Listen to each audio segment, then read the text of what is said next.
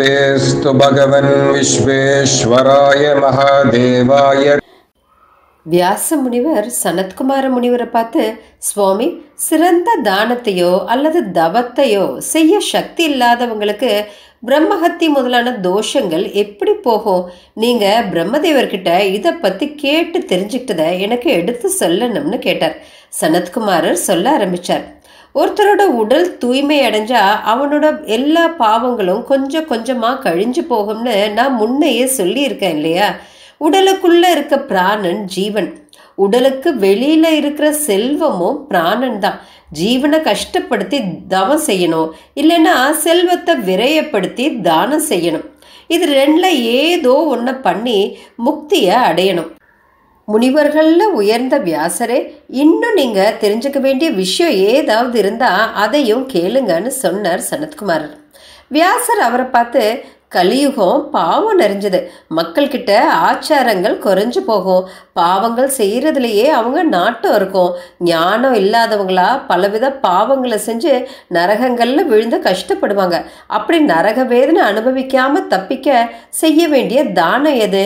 எந்த தானத்தை செஞ்சா நரகத்தை கண்ணுலையும் பார்க்க மாட்டோம்? இதை சொல்லணும்னு வியாசர் கேட்க சனத்குமார முனிவர் சொல்ல ஆரம்பிச்சார். நல்ல விரதத்தோடையவரே, கேளுங்க. கார்த்திகை மாதம் பௌர்ணமியிலையோ இல்லைன்னா நாக சதுர்த்தியிலையோ எல்லால யானை வடிவத்தை செய்யணும். சந்தனம், குங்குமம், பூ, அக்ஷதையால் அதை பூஜை பண்ணி நெய்வேத்தியம் படைக்கணும். விஷ்ணு பூஜை செய்யணும். கண்ணுக்குட்டி இருக்க பசுவை ஒரு பக்கமாக கட்டி அங்கே தீபம் வைக்கணும். எல்லால செஞ்ச யானையோட கண்களில் முத்துக்களையும் பற்களில் வெள்ளியையும் சுத்தி பவளமும் நெத்தியில திலகமா தங்கத்தையும் காதுகளில் சாமரத்தையும் வெண்கல மணி 2 உடம்புல பட்டு துணியும் கும்பஸ்தானத்துல முத்துக்களும் தலையில செந்தூரமும் வைக்கணும். முத்து மாலை, பாதுகை, குடை, கிண்ணம், ஆசனம், கண்ணாடி முதலானதை அவங்கவுங்க சக்திக்கு தகுந்த மாதிரி தங்கத்தால் செஞ்சு வைக்கணும். அந்த யானைக்கு முன்னாடி குங்குமத்தால் அஷ்டதள தாமரை வரைஞ்சு அதுக்கு நடுவில் சர்வலோகத்துக்கும் காரணமாக இருக்க சிவபெருமானையும் விஷ்ணுவையும் ஆவாகனம் செய்யணும்.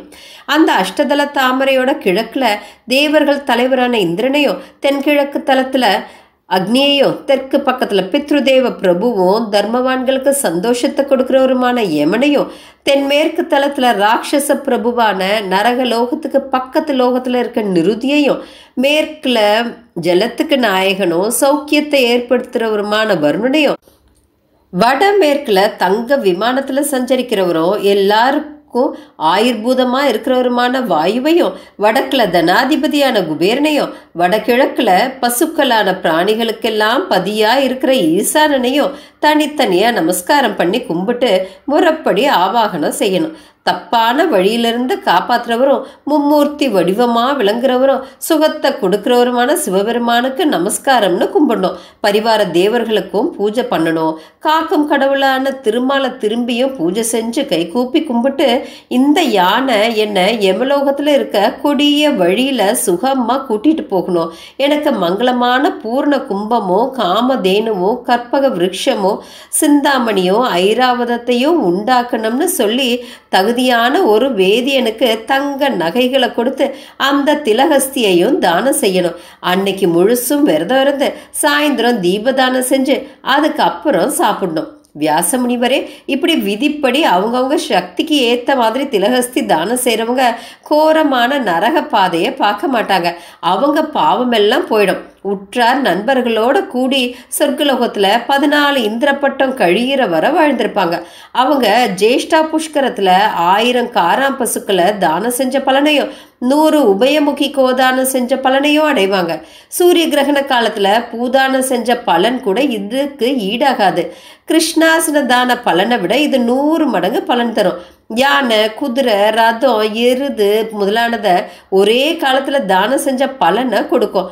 எள், நெய், தண்ணி, பசு முதலான தான பலன்களை காட்டிலும் 100 பங்கு சிறப்பான பலன் கொடுக்கும். இந்த விதியை தெரிஞ்சுக்கிட்டு திலகஸ்திய பூஜை செஞ்சு மகேச ஸ்வரூபமானதும் திக்கு கஜ ஸ்வரூபமாகும்னா இந்த யானையை தானம் செய்கிறேன்னு சங்கல்பம் செஞ்சு தானம் செஞ்சா சர்வேஸ்வரனான சிவபெருமானும் தைத்திய சங்கரனான திருமாலும் சந்தோஷப்படுவாங்க. குடும்பஸ்தனாகவும் ஏழையாகவும் இருக்கிற உத்தமமான வேதியனுக்கு இதை தானம் செய்யணும்.